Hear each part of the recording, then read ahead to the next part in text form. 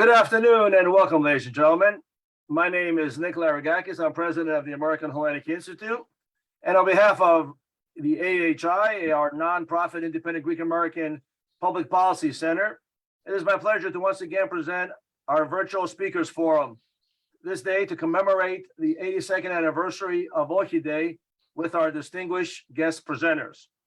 They are Dr. Alexandros Kirou, who is the director of the program in East European and Russian Studies and a professor of history at Salem State University in Salem, Massachusetts, where he teaches on the Balkans, Byzantium, and the Ottoman Empire.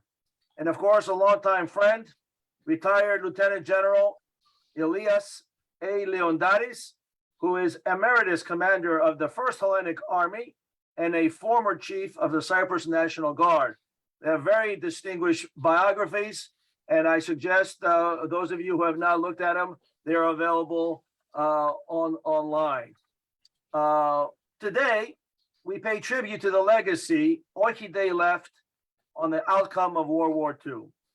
In 1940, with Europe under the heel of Nazi Germany, and with Britain fighting the Axis powers alone, Greece's reply on October 28, 1940 of OXI to Mussolini's surrender ultimatum gave hope to the forces of freedom.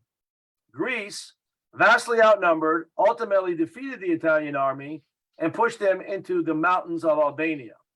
This defeat of Mussolini resulted in the first defeat of the Axis in World War II.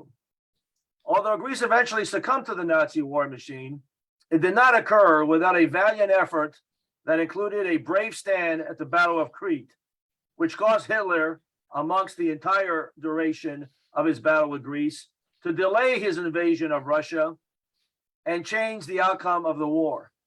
Even today, we still see Greece's resiliency come to the forefront as it endures countless acts of provocation and aggression at the hands of Turkey, a fact of life that one of our speakers, Lieutenant General Leonidis, is all too familiar.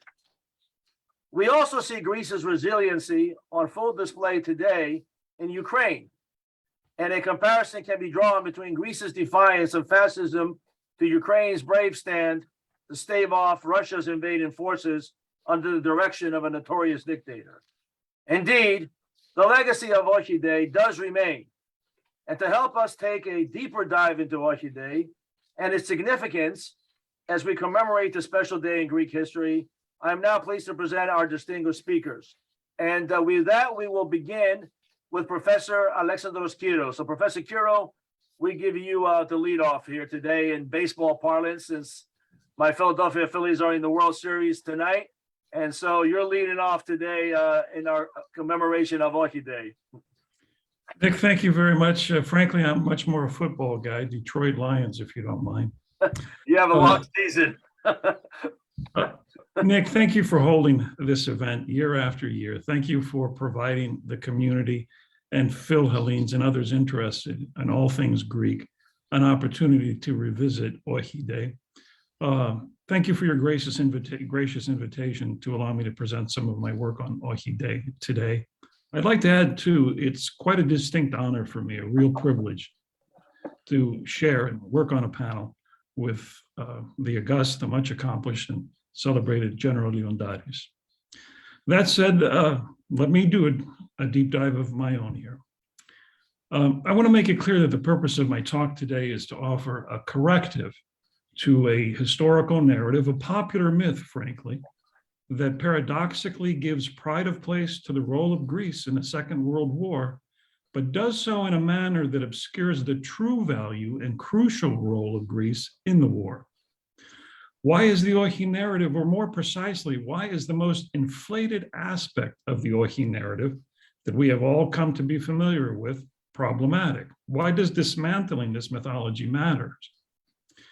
It is problematic, and it matters because this distorted, hegemonic narrative has and continues to prevent us from accurately understanding the profound importance of Greece's real and decisive role in the war. Greece entered World War II on October 28, 1940, when an Italian army launched an invasion from positions in Albania. 3 hours before the invasion began, Greece's premier, Ioannis Metaxas, was given an ultimatum by Italy's ambassador in Athens to surrender Greece to Italian occupation. Metaxas's immediate and resolute rejection of Mussolini's demands inspired the Greek people to popularly express their will to resist in one word: OXI, no. The Italian invasion plan envisioned a defeat of the Greek army to be completed within 2 to 3 weeks. Given the enormous disparity of forces in Italy's favor, the Italian high command was predictably optimistic about the outcome of their forthcoming campaign. Mussolini had every reason to expect success, and he was not alone. In fact, once news of the Italian invasion broke, the world press and the international community universally anticipated a quick defeat of Greece by Italy. Italy, a large, powerful country with an enormous military, a significant industrial arsenal, a colonial empire, and a population 8 times that of Greece.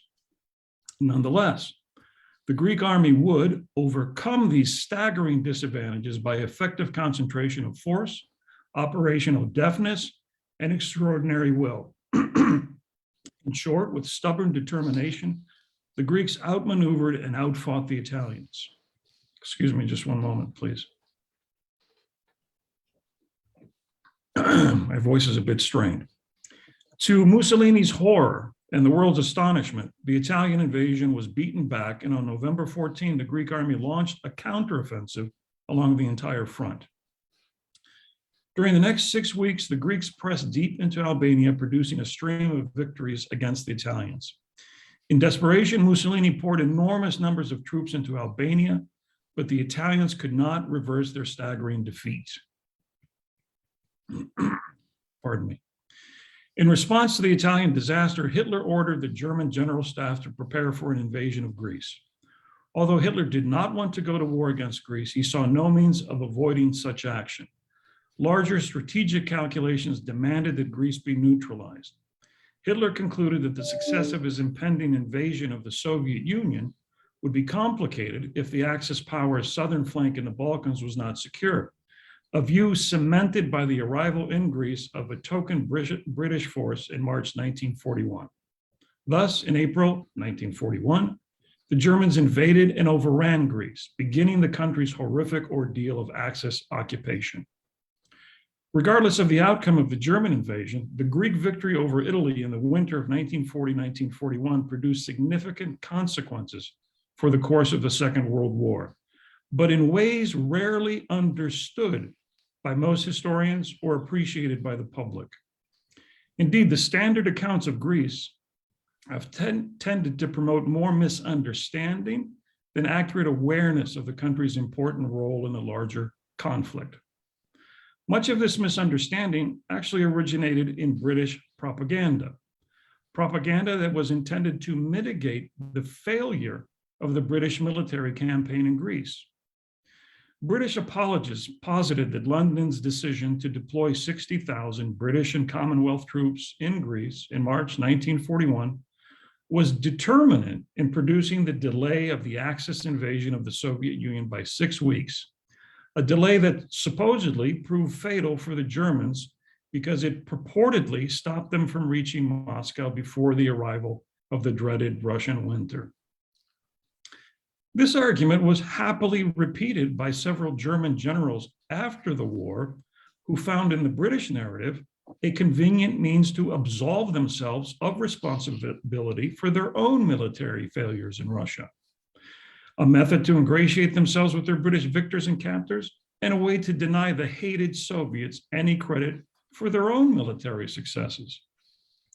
The subsequent myth that arose from the fantastical claim that the outcome of the World War on the Eastern Front was determined by the appearance of a small hodgepodge Commonwealth force in Greece that spent most of its active time running away at breakneck speed from the advancing Germans is senseless.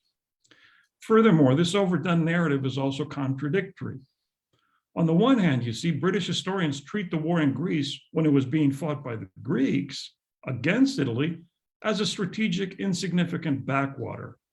While on the other hand, when they focus on Britain's role in Greece, they consider it decisive in saving the Soviet Union from what they claim would have been an otherwise inevitable defeat.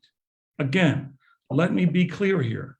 The British first developed, and the Germans later supported this narrative for their own purposes, specifically because it covered up the extent of their failures. Well, not surprisingly, this British master narrative, the hegemonic narrative, was eventually embraced but revised by Greek writers who identified Greece's admirable fight in 1940, not the arrival of a British expeditionary force in the country in 1941, as the decisive singular determinant cause behind the ultimate Allied victory in Europe in 1945. According to this narrative adaptation, Greece's triumph against Italy in 1940 was the critical catalyst that supposedly set into motion an inexorable sequence of events that produced the Axis failure against the Soviet Union, and thereby produced the Allied victory in Europe, a view, of course, widely popularized in Greece and the Greek diaspora. Well, despite its understandable appeal to Greek pride, the proposition that the Greek army's victory against Italy in the mountains of Epirus set the outcome of the gargantuan struggle between Nazi Germany and the Soviet Union is, in my view, without substance. Moreover, this view is premised upon the uncritical assumption that were it not for merely poor timing and bad weather, the Germans would have supposedly crushed the Soviet colossus in a single swift campaign. A conjecture, again, in my view, that is as fatuous as it is simplistic. Instead, the reality is that the Germans lost their war against the Soviet Union for the same reasons the Italians lost their war against Greece. The fascist racism of the Germans and Italians caused them to underestimate the ability of their enemies, and this outlook led them to plan unrealistically and inadequately for the determined resistance they believed supposedly inferior peoples such as the Greeks and the Slavs were incapable of mounting. In this sense, the Greco-Italian War was important not because it determined the outcome of the Soviet-German conflict. It did not. It's important because it was the forerunner, one with remarkable parallels to the latter, larger conflict. The hegemonic British-inspired and Greek-revised narrative has frankly obfuscated historians' understanding of the significance of the Greco-Italian War in two respects. One, comprehending the strategic consequences for the Mediterranean theater of war, and two, recognizing the global ideological consequences of the Greeks' victory. The preoccupation with linking Germany's defeat in the Soviet Union to Greece's success against Italy has produced, well, frankly, has been counterproductive to a rigorous understanding of the actual impact of the Greco-Italian War on the wider war in Europe. As a result, this fixation has promoted a false historical awareness. To be precise, although the Greek victory in Albania was not determinant to the ultimate outcome of the German-Soviet conflict, it was crucial to the survival and outcome of the British war effort, specifically in the Mediterranean. In short, the Greek victory against Italy contributed decisively to the failure of the Axis to vanquish Britain, not the Soviet Union. In this sense, the Greeks' victory in Albania was of particular importance because it diverted crucial Italian land, air, and sea forces at a time when they were desperately needed in North Africa to defeat the British forces in Egypt. Thanks to the Greeks' heroic fight from October 1940 to May 1941, the Italians were forced to dispatch 5 times as many troops and supplies to Albania as they did to North Africa. The Albanian front had the first call on armor, artillery, aircraft, motor vehicles, and munitions. As a result of their Greek disaster, the Albanian front monopolized the attention of the Italian high command and remained Rome's all-consuming concern at the expense of other fields of operation, including those in North Africa. Why do I mention this?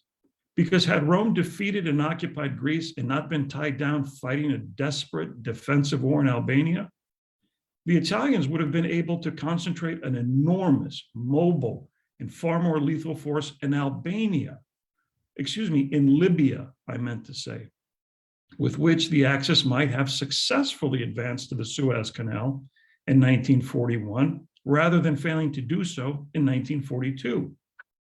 The Greeks' victory against the Italians in 1940 arguably saved the poorly led and underperforming British forces in Egypt from defeat, a development which would have had disastrous consequences for Britain's position in the Eastern Mediterranean. And I'd add furthermore, Italy's failure in Greece convinced Spain's fascist leader, Francisco Franco, to remain neutral in the European conflict. Conversely, it's now clear to us, had the Italians defeated the Greeks, Spain would have entered the war on the side of Hitler and Mussolini, Franco's ideological partners. With Spain as a member of the Axis camp, Gibraltar would have been easily overrun, and the British presence in the Western Mediterranean would have been wiped out. Such simultaneous strategic losses for the British at the opposite ends of the Mediterranean, Gibraltar and Suez, would have been catastrophic for Britain and its ability to continue the war against the Axis. So again, the hegemonic narrative that focuses on the supposed links between the Albanian War and the outcome of the German-Soviet War misses and minimizes the actual value of Greece's actual contribution to the Allies. In addition to the major strategic consequences produced by the Greek victory against Italy, the ideological implications were enormous. Fascist thinking, you see, led the Italians to assume that the Greeks would be easily defeated. But once the Greek army devastated the fascist invasion force, it produced not only military panic inside the Italian high command, it produced an existential crisis within Italian state and society writ large. Mussolini was stunned. He was bewildered by the seemingly incomprehensible developments in Greece and Albania. He had, after all, carefully and deliberately singled out Greece for attack as a much weaker country. He believed the Greeks to be racially inferior to the Italians and therefore incapable of effective resistance. Nothing damaged Mussolini's reputation and the ideology of fascism more than the Greek victory in Albania. Military morale and Italian public confidence in Mussolini's regime hit bottom, and the disaster in Greece disoriented and demoralized the Italian Fascist Party. Furthermore, the Greeks shattered Mussolini's international prestige and status. Indeed, whereas Mussolini's recognition and importance as a major world leader were never in doubt before 1940, the Greek fiasco transformed Mussolini and fascist Italy into an international laughingstock. I would add that one of the most important consequences of the Greek victory against Italy extended beyond the military, beyond the diplomatic sphere, to the arena of ideas and ideology. Greece's success ended the myth of Axis invincibility, and even more importantly, it revealed the falsehood and futility of fascism. Any illusion that fascism heralded a new order, a greater civilization based on an entirely new hierarchical idea of man, society, and nation was toppled by the Greeks' success in battle against the larger, fascist, supposedly racially superior invader. The triumph, if you will, of a veritable David against a modern-day Goliath. Consequently, the Greeks' military victory was also seen as a moral and ideological victory for the Allies and democracy, because it affirmed the noble principle that all nations which abide by rule of law, no matter how small or lacking they might be in power, have a right to exist and to be free to determine their own destinies in peace. Greece's defeat of fascist Italy was a defeat of the brutal idea that only powerful nations have a right to a future and that the future should be determined by force. Most historians argue that the lack of sufficient military preparedness doomed the Italian invasion of Greece to failure. Such historians miss the point. They do not grasp the fact that the cause of a lack of sufficient preparedness in Rome for war was fascism itself, which, like the Italian army, was demolished by the Greeks on the battlefields of Epirus. Rome's fascists had been confident that Italian genius and energy were bound to bring success against the supposedly inferior Greeks. Italians could rest assured that they would be victorious because they were more intelligent, cultured, robust, and brave than other nations. Well, true to the logic of its racist nationalism, Rome welcomed war against Greece as judgment by battle, as a proper test by which the superiority of the Italian nation and fascism could be demonstrated. Both Italy and fascism failed this test. In closing, let me be clear. Greece's national pride in its role in the Allied war effort to defeat the Axis and the celebration of the collective OXI of a small, defenseless, vulnerable country in the face of the Italian war machine is something to be held up as exemplary. However, what has become the hegemonic narrative around OXI Day, that Greece's victory over the Italians delayed the start of Germany's invasion of the Soviet Union and therefore was responsible for winning the entire war, this is ill-considered and misses more critical, conclusive points. That myth, paradoxically, minimizes and diminishes the absolutely crucial ideological and strategic contribution of Greece to the Allied cause. So what I have been trying to do here is not debunk or reject or critique the importance of Greece in the war, but to redirect our attention in a way that fully and accurately grasps and celebrates, based on empirical and historical evidence, the crucial and real role of Greece in saying that unforgettable OXI. Thank you very much. Well, thank you, Professor Kuro. And I guess, unfortunately, all these years later, some people still don't learn from history as we see being played out today in Central Europe. And we'll see where that goes. And there's another aspiring gentleman to the east of Greece who has those same glorious, underestimating values. Be it as it may, I'm going to have some questions for you at the end on some of the points you made. But now we go to another speaker from Greece. It's only 6 hours now, not 7 hours ahead over there, because you guys went back, an hour before we do this weekend.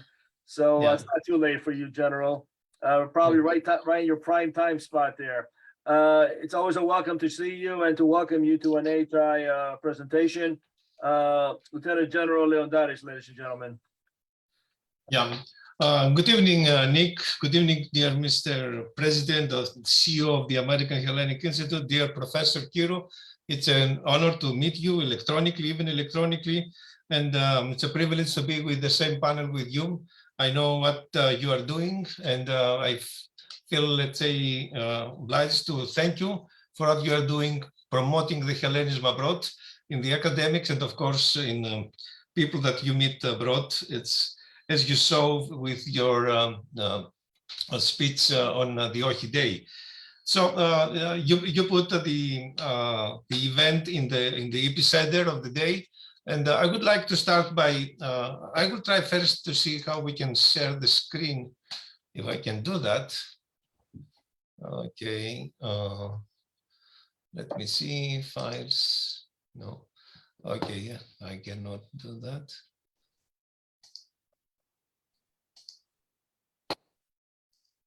See how we can do that.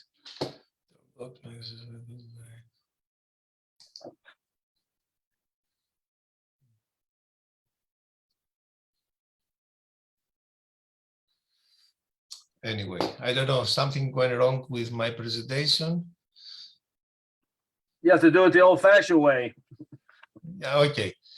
So I will continue. So before we arrive, let's say in the October 28th of 1940, I will usually use to see what was the situation around Europe first, and then in the country in Greece, and how this small country, small from all perspectives, let's say, this arrived to this event and gave to world a new message and the message that came out with the OXI, said by Ioannis Metaxas, but in fact was representing the whole population of Greece.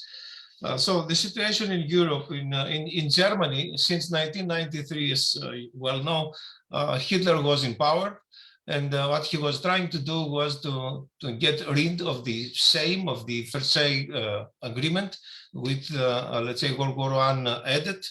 And of course, he was trying to get Germany great again, and to make great Germany. He wanted to have this, what we call today, the strategic depth. And by using that term, he meant strategic depth, whole of Europe in whole, to include the United Kingdom, all the islands, and of course the Romanian oil wells in the Black Sea, and as it is recent today, the plains of Russia, to include Ukraine, of course. So this is what Germany is trying to do, and we arrived in 1938 when Germany annexes Austria voluntarily. Austria agreed to that. Germany was trying also to find resources, how to support the war that Hitler was preparing for. And there was no any resistance from the Austria side. In the United Kingdom, Chamberlain was the prime minister since 1937 until 1940. And he has been known with the policy that he followed, the policy of Baldwin, who was his predecessor, the appeasement policy, something that we use even today, but it seems that appeasement doesn't work today anyway. And of course, it did not work in that time. In 1938, Chamberlain with Italy and France agreed to sign an agreement with Germany, the Munich Agreement, as it is known. When he went back to London, he announced this, let's say, this agreement with the famous phrase, "Peace for our time." But he continued to work on that to avoid any danger of the coming war. But of course, he did not succeed because Hitler's plans were different. What we saw later, we saw that Germany invaded Czechoslovakia at the time and seized the western part of what is Czech Republic today, the Sudetenland. And after that, Chamberlain signed an agreement with Poland, with Greece, with Turkey, and Romania to guarantee these countries in case of a German attack. In September 1939, although the agreement was in place, Germany invaded Poland, and after that, Chamberlain forced to declare war against Germany in 1939. Later on, 2 days later, the government of Chamberlain was forced to resign because of the failure to resist in the invasion of the German forces in Scandinavia and Norway and Denmark, etc. So Winston Churchill took over, as you remember. Chamberlain remained in the government for some months when he was asked or forced to resign because of health reasons. The same time in Italy, Italy was a growing force. And Italy started in 1935 with the invasion in Ethiopia. It was a colonial country. Italy wanted to see itself among the big powers of the period of the time, and signed the agreement with Germany and later with Japan to create the Axis, as it is known for World War II. That happened in Europe. So now in Greece, 1940, but nothing starts within a night. There was the climate, let's say, of the situation was obvious that something went wrong. And for Greece, a country that had come out of a catastrophe, what it is 100 years this year, a catastrophe, the Asia Minor campaign and the catastrophe that caused thousands of losses and some more than 1 million of refugees, to include the genocide of both the Podian people and the Greeks in Asia Minor and in Thrace, in Eastern Thrace. Greece tries to recover from this catastrophe and also to develop the country in all fields. I can say in the infrastructure, in the economic field, and also to provide conditions for the refugees who left their own houses. As you well know, the Greeks in Asia Minor were the leading community. They were the traders, the rich people in the area, and they were forced to leave everything behind and to come to Greece in a poor country, comparing the two, let's say, the two situations. In 1936, August 1936, as you well know again, Ioannis Metaxas, with the support of King George, who was supported by United Kingdom, took over the country and established the regime of 14th of August. And he realized that the situation is leading somewhere, and the country has to be prepared. Something that had been left behind was the defense, if you like, defense preparation, and the armed forces as well. In 1936, most of the equipment were those what had been survived in 1923, 22, 23, and there was no, let's say, the main effort was not to establish a strong armed forces system or defense system, but to support the population to recover of the catastrophe and to provide development to the country. Metaxas started making decisions to change the way, because he saw that the clouds were coming from Europe, and Italy has also shown the intentions with the invasion to Albania, and the roadworks they started to do on the way to the Greek-Albanian borders. Although he made a lot of orders, not all the equipment had arrived in time. And this happened because all the countries, all the governments wanted to prepare their own armies first, and then to sell or to provide equipment and weapons and ammunition to other countries. And although this happened, so Metaxas spent enough money, comparing with what happened the 12 years from 1922 until 1936-37, and he came in to, let's say, to the surface again his idea to fortify the country from the northern borders.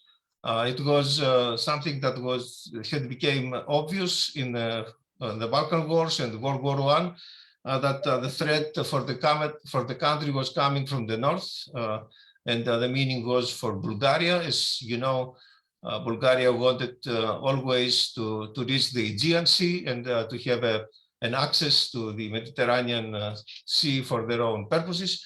And this one consisted the threat that Metaxas wanted to defend. So it is well known and has remained known as the Metaxas line, with the 21 fortifications that were built and covered a distance of some 250 kilometers from the Kirkinis mountain, which is in northern from Ceres, where I'm now, and went to the east up to the city of Komotini. 21 fortresses and a lot of works in a secret way, with a huge amount of money and people, and imagine the engineering of the time, the machines which were available, and the secrecy that's supposed to be in place in order to avoid any to avoid, let's say, being known. With that, we arrived in August 15, when an Italian submarine torpedoing the cruiser Eli in the port of Tinos, while the Greeks were celebrating the Dormition of Theotokos.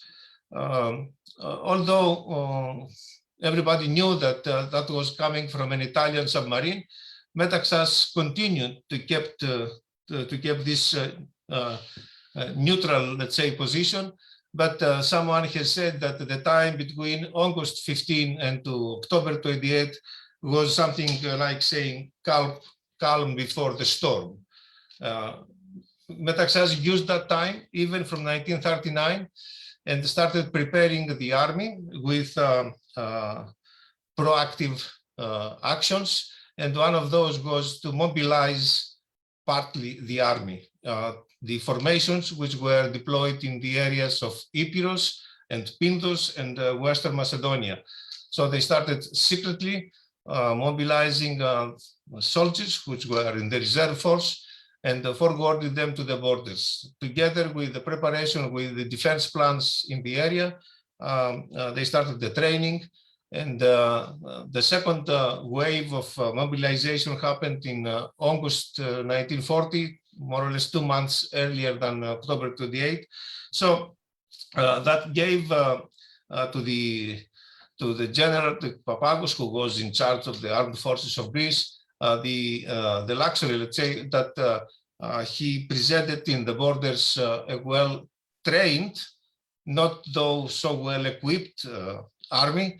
But what brought this victory, and I will come back to how this happened, it was the proactive actions that Metaxas and the government took.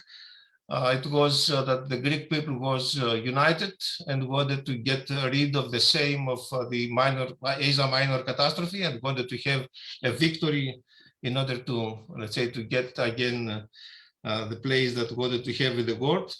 People were dedicated to victory. They knew that they were less in numbers. They knew that they were in a lower level of the equipment as it concerns the quality, but the quantity as well. They knew that they did not have support of what we call today Air Force, and the Navy was not enough to cover the whole area of Greece. And of course, there was no means in order to easily transfer forces from one place to another. This led us to October 28, when the Italian ambassador handed in the ultimatum, the famous no, and 5:30 in the morning, the operation started. The operation in Epirus and Pindos can be divided in 3 periods. The first one from October 28 to November 14, and then November 14 to January 6, and the last one until March 26, which includes also the great attack, the great offensive operation, where Mussolini thought is going to be the final action and the big victory for the Italian forces. Of course, it did not happen. The Greeks were surprised by numbers and by the force of the fire. And at the beginning, the Italians entered the Greek territory for some kilometers in the area of Eleas Kalamas, which is a famous area. But they concentrated new forces and moved forces in the area and took over a counter-offensive operation and started liberated again all the national territories. And they went into Albanian area territories where the Greek minority still lives today. This one, anyway, to make it short, was shown by Hitler, and he was worrying about the development of the war between Greece and Italy. He had planned to start the operation, the Barbarossa operation, to Russia earlier enough, but seeing that the situation was going wrong in Albania, he decided to do it himself. And of course, in order to do so, he wanted to have in his side Bulgaria and Yugoslavia. Yugoslavia at the beginning resisted, but meanwhile, the government changed and the doors opened. and the German forces through Bulgaria reached the fortresses in Rupel area, which is known, and I invite you to visit if you have not done so far, and bypassed these fortresses by using the Yugoslavian territories along with the Axios River Valley, and they reached Thessaloniki, and the Greek forces were forced to sign the armistice and somehow to stop, let's say, the war. And this one happened because, as I said before, the third phase of the Greek-Italian war in Epirus and Pindos lasted until late March. And the German invasion started April 6. So it was not enough time, these 10 days, to transfer forces from Albania to Central Macedonia, having in mind what the situation was, what means and trucks and buses and trains and whatever were available. And in addition to that, the leadership decided not to leave Pindos without forces, because they thought that the Italians will return in order to continue fighting. So the Germans arrived in Athens. The government left to Creta Island. Late May, as you know, we had the next operation, Operation Mercury, with the Battle of Creta. It was the first airborne operation in World War II, and I can say the first airborne operation in the modern history. And after that, what happened was the resistance. The Greek population, organized in different groups, started the resistance. And here I have to highlight the importance of the Greek Americans' participation in this resistance. And it is famous what let's say, Jim Marketos prepared some before he passed away, and yeah, and all this supported, delayed Germany's forces to move from Greece and to the Russian plains. And we know what happened in this in the Battle of Stalingrad, etc. So to make it short again, nothing happens, and it will never happen within one night. We have to see what was the situation before, during, and after the war, and to see how this small and poor country at the time get rid of this threat, of the Italian threat, and gave this strong message to the world and all the leaders of the world. You remember what Churchill said, that since now we will say that the heroes fight like Greeks. What Charles de Gaulle said, how the Russian population, the Russian radio thanked the Greek population for the battle they gave, and the delay that caused to the German forces, and the wither which destroyed somehow the offensive operations in Russia. And of course, last but not least, to underline the importance of the participation of the Greek Cypriots, although still a British colony, Greek Cypriots participated, collected money in order to support the mother country, to support the army. And then they established the Cypriot regiment, which was within the British chain of command. And there were many Greek Cypriots who found themselves in Greece, and they joined the army and fought in different places in the Albanian, Greek-Albanian borders, as also in the Macedonian front. Again, I would say that a time for an event like this is not enough to cover the whole aspects of so big historical event like the OXI, the epic OXI of October 28. But if there is enough time, we can continue with questions and to cover any missing point from that event. Thank you very much. Well, thank you, General. Thank you to both speakers. And I remind our audience that if they'd like to ask a question, to please submit their question using the Q&A application at the bottom of the screen, and we will try to get in your questions. Well, Professor Cura, you certainly brought up some interesting comments regarding what is attributed to Greece, colloquially speaking, regarding specifically Operation Barbarossa.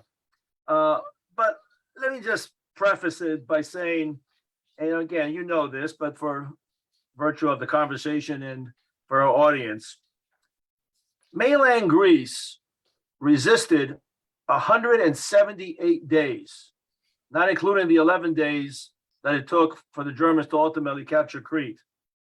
The next closest was France at 43. So, although I get the point, it may be too simplified to say that to attribute the changing of the tide of World War II and the defeat of the Axis powers because of what Greece did regarding its OXI Day. I would submit to you maybe the most important concept here of what Greece did in its contribution is to ultimately show, because in the end, they were defeated in the short term, in the long term rather, but in the short term, their defeat of the Italians showed, and this might be the most significant, and I'd like you to comment on it, that, hey, these sons of bitches, okay, can't be beaten. Okay, and Greece showed the way, a small country showed the way by what we like to call here at the Institute, the first victory of World War II. So they were not infallible, they could be defeated. And if anything, that may be the biggest contribution. Now, there's practical ones and there's impractical ones in terms of its contributions. But perceptions are also reality as well. And again, I take note of a April 16th, 1994 New York Times editorial written by a guy by the name of Karl Mayer, where he said that Hitler believed that the several weeks it took Germany to subdue Greece was responsible for his losing the war against the Soviet Union. Again, was that Hitler's reality and perception? The point is, there's a lot of these kind of comments from leaders. Stalin himself said, "We thank the Greek people whose resistance decided World War II." This is now a direct quote. "You fought unarmed and won, small against big. You gave us time to defend ourselves," said Stalin. So again, just some for general discussion. In general, in terms of other aspects of the more practical nature, even though Greece succumbed, okay, after 178 plus 11 days, they never stopped fighting regarding its resistance movement. And it was one of the most fiercest resistance movements throughout Europe, that I would say with the French underground, but also with the Yugoslav partisans. And it was somewhere that I read that between the Yugoslav resistance and the Greek resistance, it tied down 28 divisions, German divisions, okay, in the Balkans, of which, you know, you can argue if even half of them were to be in Normandy during, you know, the invasion of the continent in June of, was it 44, I guess it was, that could have changed the tide as well. Now, again, I threw a lot out there, but your comments on some of the points I just made. Nick, I made an effort to be as careful and precise in my choice of language and argumentation, precisely because I understand that we face a very long-standing, powerful, and appealing narrative about the link between Greece's participation in the war, its defeat against the Italians in Epirus and in Albania, and the delay produced by the German necessity to invade Greece subsequent to the arrival of British forces in the country.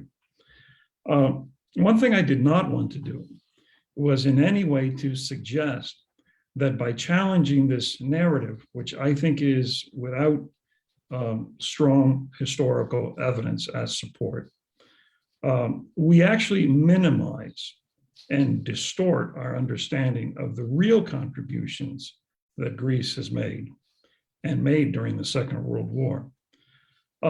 We never talk about the origins of this narrative, which again are clearly linked to British propaganda during and immediately after the Second World War as a device to mask their incompetence and military failures throughout the Eastern Mediterranean, culminating in their spring 1940 Greek campaign. We never discuss the direct and decisive impact that the Greek victory against Italy had on the ability for the Italians to wage war against the British in Middle East, and how that delay, how that diversion of Italian resources to Greece rather than North Africa, quite literally saved the British from defeat in the Middle East, which would have been calamitous for the collective Allied war effort, as much as there was a collective Allied war effort at that time. And although we tip our hat now and again to the impact of Greece's remarkable and inspiring and heroic resistance against the Axis, Italian, German, and Bulgarian, we pay far more attention to and give far more credit when we look to assess the importance of Greece's contribution to the war effort to this narrative around a 6-week delay, which again, I'll remind you, originates with the British and is a carefully crafted narrative to serve a political and military purpose, which is, we, the British, failed miserably in Greece. Nonetheless, our actions produced a decisive outcome that quite literally determined the outcome of the largest war in human history. That war being the one fought between Germany and its Axis partners on one side and the Soviet Union on the other side, on the colloquially understood Eastern Front. I'm not comfortable turning to individuals such as Hitler or Stalin as reliable historical sources of commentary, observation, analysis. Politicians of all kind are not, in my view, and in particular when we feel compelled to invoke names such as Hitler and Stalin to defend a narrative, I think we've lost our track in terms of understanding precisely what Greece meant to the Allied war effort. It was crucial. It did not determine the outcome of the war in the Soviet Union. The failure of the Germans to fully comprehend the nature of the war that they embarked upon is what proved calamitous and decisive to the outcome. And what I tried to argue in my presentation is that the roots of this are fascist ideology, racist thinking. And when I talked about the remarkable parallels between the smaller war fought between Greece and Italy and the larger war fought between Germany and the Soviet Union, both were the failures that the Italians and Germans experienced were the result of similar sources. Their worldview founded on fascist racism, which produced an inability to comprehend what would be necessary to successfully undertake their aggression against peoples for whom they had nothing but racial contempt. And that lesson, the lesson that resolute, determined, capable people can defend themselves against people such as the Italians and the Germans, those peoples during the Second World War, not today, obviously. That is a major lesson. It was one that people understood during the war itself. Nick, I agreed with you enthusiastically when you talked about the inspiriting consequence for the world community opposed to fascism when Greece stopped the invasion by the Italians and then rolled it back. These are the areas where Greece's participation and contribution to the war are monumental. Greece was the first Allied victory in Europe. Koritsa and Voryo-Epirus was the first European city to be liberated by an Allied army during the Second World War. These were things that were crucial to world thinking while the war was taking place. The comments of an anonymous person in the New York Times in 1984 are, in my view, irrelevant to what should be a critical assessment of why Greece matters and why it is important. In this, and I don't mean this in a derisive way, I understand its appeal. It's prideful and it's appropriate, but it's misdirected. Greece's contribution was far greater than Greece's size, Greece's military, but its military accomplishments and the consequences it produced politically, ideologically, that outweighed the contribution of any other of the allied smaller states. In that sense, Greece's contribution is greater in comparative terms than any other state. And that's how we should measure Greece's, frankly, story of sacrifice and success in the Second World War. I'm not going to disagree with you on that point. I absolutely agree with you. But at the same time, I still feel very strongly that in addition to all the other elements, which I never had thought of or, done the proper reading or research on regarding the effects of, the British, in Northern Africa, I still don't think it's a bad thing to claim some degree of responsibility for the delay or whatever that may have caused in terms of problems for the Germans, towards the Soviet Union. This Nick, added to the list. Yeah, Nick, I want to respond, and then I'm going to give time to the general. Yes, we gotta go to the general too. Yeah. To the extent that Greece's successful resistance against the Italians complicated and delayed German planning and execution, respectively, of Operation Barbarossa. Of course, Greece had an impact on that first phase of the German war against the Soviet Union. But that is not to then conclude that the outcome of the German invasion was the result of that delay. German failure operationally and in planning is what produced the failure, added with something that Western historiography, for I think political and ideological reasons, has tended to ignore. The Germans didn't simply fight a Russian landscape, they fought the Soviet Union. And remarkably, despite the oppressive state under which the Soviet peoples lived under, their homeland was a place they were willing to fight to defend and preserve. And the Red Army's will and resistance against the German army is a factor that should not be dismissed in understanding why it is the Germans lost their war. And the Russians are finding that same spirit in Ukraine today. General, your comments. Yeah, let me.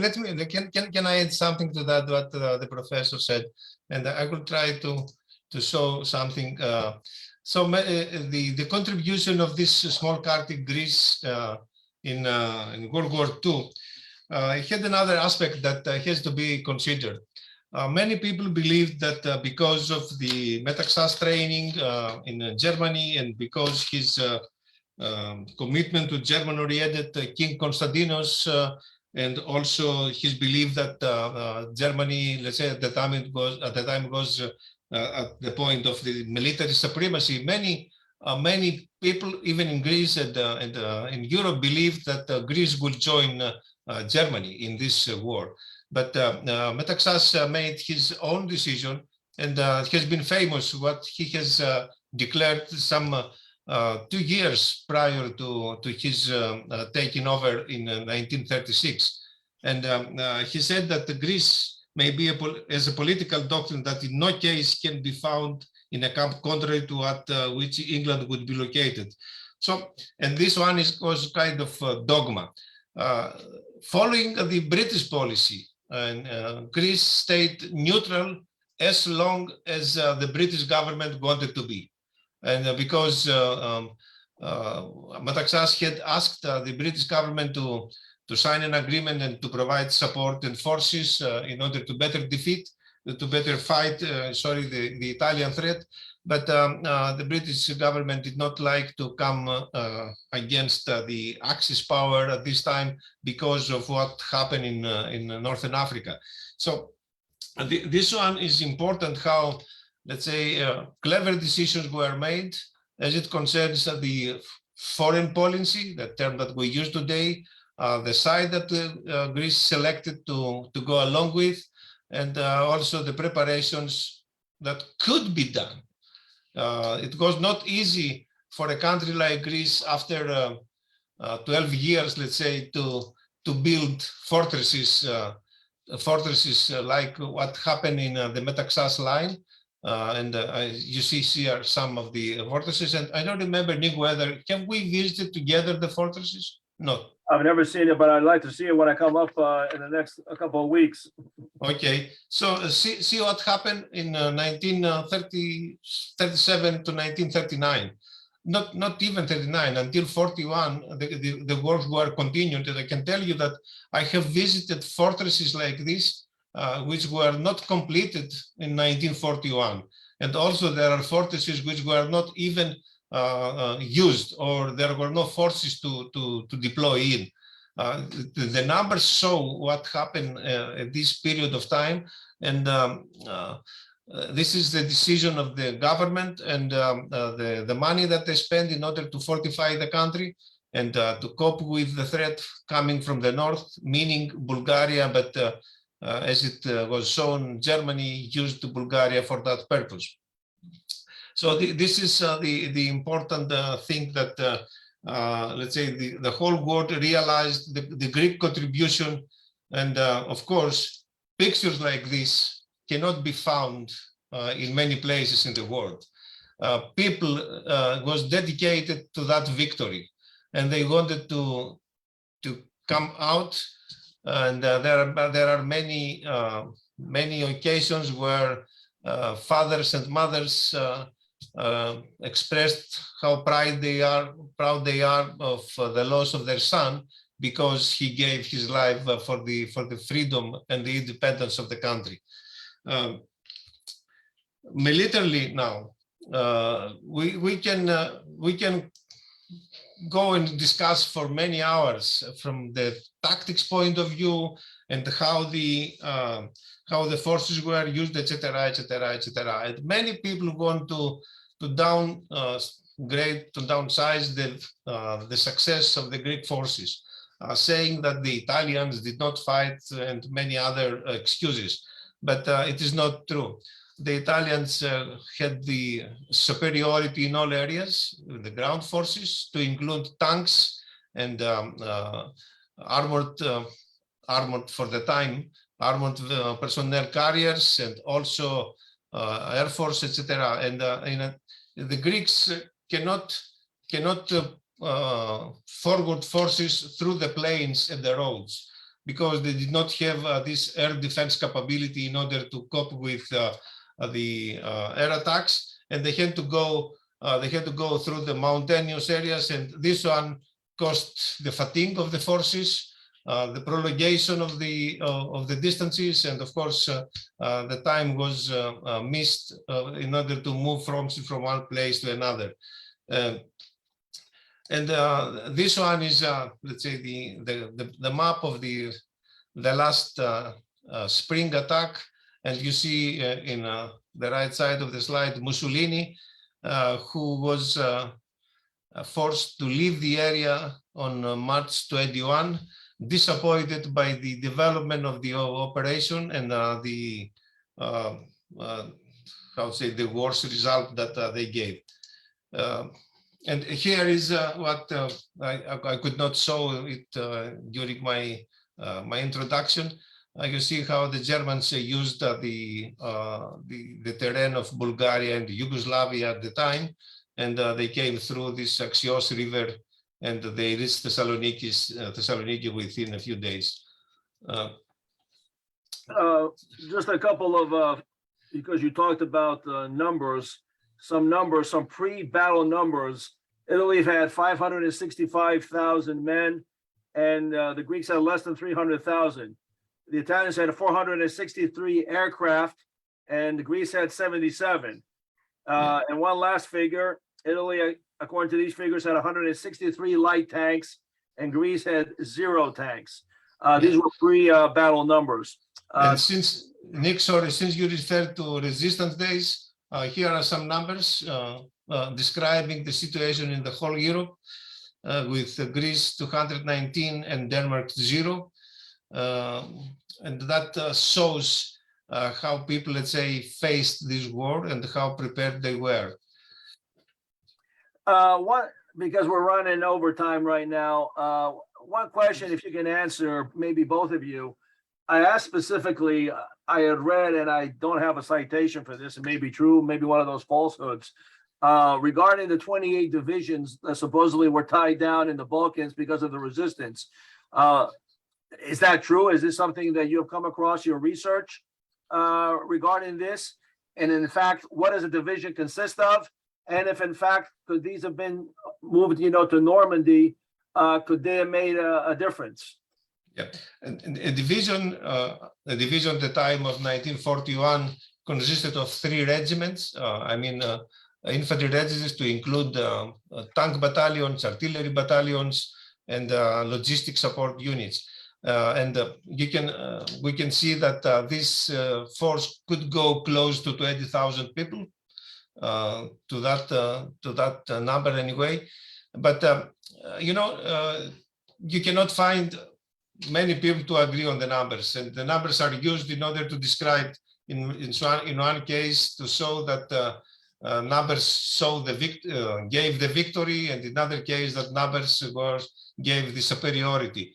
But what gave the victory and superiority was overturned was the dedication, the good plan, the good tactics, and the in-time decisions, if you like, when to act and how to act and what force to use. That cost the Italian armed forces the failure in the Greek-Albanian borders, and that's why they missed the train, and they left it some 2 years later when they, let's say, quit from the Axis. But again, this is a picture here from the Greek-American resistance. As you remember, the 122 Battalion, and there are many books. Some of them are here behind the lines in Greece. Yannis, the famous Yannis, and the memoirs, Adrio Moussalimas, and this one is the Robert Perdue, an American who was married to a Greek-American woman. Yep. Well, Nick, in response to your question, just to note parenthetically, that figure 28 divisions, that represents the high point of Axis forces, not counting Romanians and Romanian Bulgarian units, but Axis occupation forces in Yugoslavia, Albania, in Greece. In the summer of 1944, when the Allied powers, the British and the Americans mainly in the Mediterranean, tried to create a feint, a strategic diversion to convince the Germans that they were going to launch a major landing, not in Normandy, but in southeastern Europe. Right. So that figure of 28 divisions, that doesn't represent the constant occupation force. That's at its height. And again, it's spread across Yugoslavia, Albania, and in addition to that, Professor, there is no place in order to use simultaneously 28 divisions. Yeah. They are, let's say, deployed in lines. But what Greece did gave this result. You remember how these leaders decided how to share the world, and of course the OXI, the Greek OXI, was part of it, and Greece let's say for this time found itself in the right side of the history and in the side of the winners. Yeah, and I would add, Nick, that there is no country across the whole of Europe that was a member of the Allied camp that contributed as significantly as it did and disproportionately to the Allied cause than did Greece. I would certainly agree with that, Professor. Look, since we're running here out of time, I wanted to ask one last question of both of you, because this is one of my pet peeves. As a matter of fact, tomorrow night, I have the honor of being invited to give a presentation on OXI Day at Georgetown University. And they asked me for a title. I was going to just make it the commemoration, but I thought about it. So I gave a title of OXI Day, Does the World Know? Okay, because I submit to you, the world still does not know, because certainly you don't see it mentioned in university history books. You don't see mainstream Hollywood movies made out of this significance of what Greece's contribution is specifically tied around OXI Day. We've had at least 3 movies on the disaster of Dunkirk that I'm aware of, probably more. So many movies and so many things have been written on World War II, but I just feel that Greece never gets the credit that it needs to get, as highlighted by both our speakers here today. And why is the case? Why is that? If both of you can comment on that. And it can't be just as simple as, history is written by the victors. Well, Greece was on the victorious side. So why doesn't Greece get its share stake in, in its contributions? I'll defer to the general. Yeah, okay. Nick, I can before I try to answer your question, I would say that in 1939, 1940, and 1941, I can tell you that a few of those Greeks who were in the armed forces at the time knew the word fascist. What they knew was that they have to fight for the independence of the country and for the freedom of the country. And of course, later on, they found that what they did in 1940 in these Greek-Albanian borders in the mountains in the southern Macedonia in the fortresses was against the fascists. So now, why people did not know? I think that it is because we did not promote. Today, yeah. It is because our education system does not support historical events like this one. The second thing for me is that there is a, discussion whether or not Metaxas said no or the Greek people said no, and they are afraid to say who said no. In fact, the word no was not saying by Metaxas. Metaxas said something different. That it is war. Then it is war. That this is war. And later on, in late November in 1940, I think the word no appeared in a newspaper in Athens. But when you spend so much time in order to not to accept that Metaxas was the prime minister at the time of Greece, that it's not necessary to agree with his ideology, but it is necessary to accept that he was the prime minister, and during his time happened what happened. And of course, I do not agree with the ideology, if you like, of Metaxas, but I have to accept that he had a plan to fortify the northern borders. And if we have time, we can go and visit later next month. And also he had, let's say he took these proactive decisions to mobilize as forces could do. The sources and resources were not unlimited, imagine.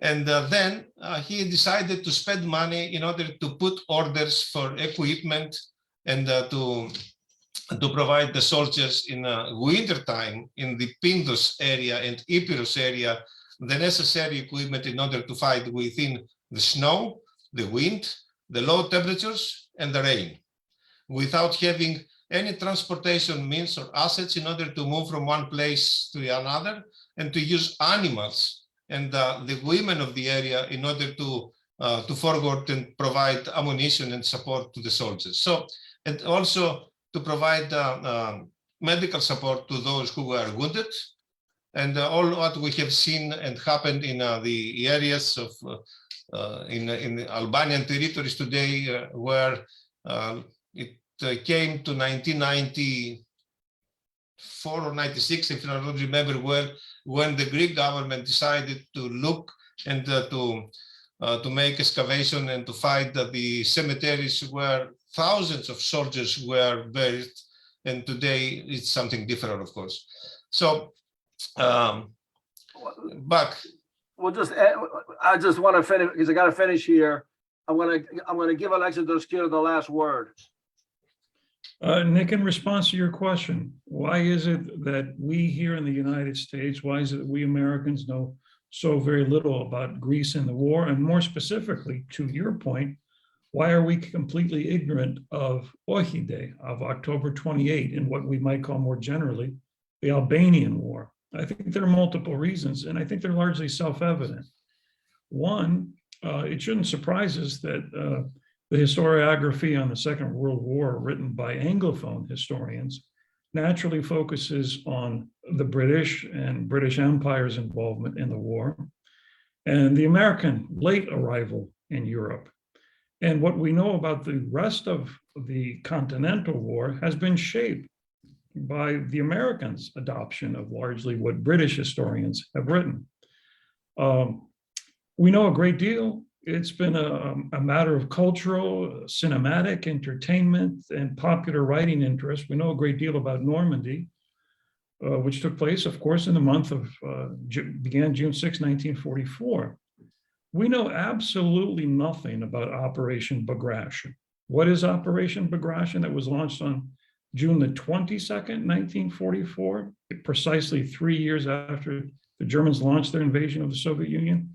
It was the single largest military operation of the war, in which the largest field force the Germans had mounted during the war, Army Group Center on the Eastern Front, was crushed by an enormous and brilliantly planned Soviet assault.